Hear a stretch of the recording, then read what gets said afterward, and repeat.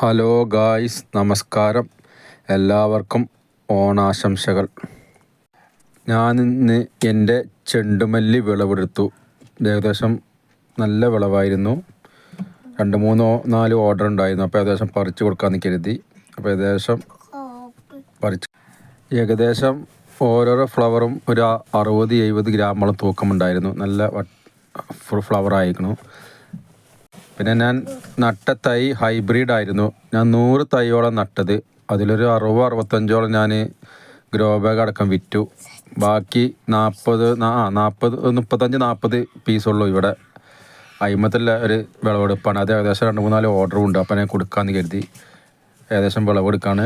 ഇപ്രാവശ്യം നല്ല മഴ കിട്ടി. മഴ പെയ്തോടെ കുറച്ച് ക്ഷീണം വന്നു. എങ്കിലും നമ്മൾ നല്ല പരിപാലനത്തിൻ്റെ നല്ല നിലക്ക് പരിപാലിച്ചത് കൊണ്ട് ഏകദേശം നല്ല വിളവാണ് ഇപ്രാവശ്യം കിട്ടിയത്. കുഴപ്പമില്ല. ഫസ്റ്റാണ് ഞാൻ കൃഷി ചെയ്യുന്ന ചെണ്ടുമല്ലി. അത് നല്ല വിജയമായി. അടുത്ത കൊല്ലം ഇതുപോലെ ചെയ്യണമെന്ന് ആഗ്രഹമുണ്ട്. കുറച്ച് കൂടുതൽ ചെയ്യണം. നല്ല സൂപ്പറായിരുന്നു. നമ്മൾ ഏതൊരു കൃഷിയല്ല എന്തൊരു കാര്യം ചെയ്യാനും ആത്മാർത്ഥമായി ചെയ്യുകയാണ് അത് നമുക്കൊരു വിജയം ഉറപ്പാണ്.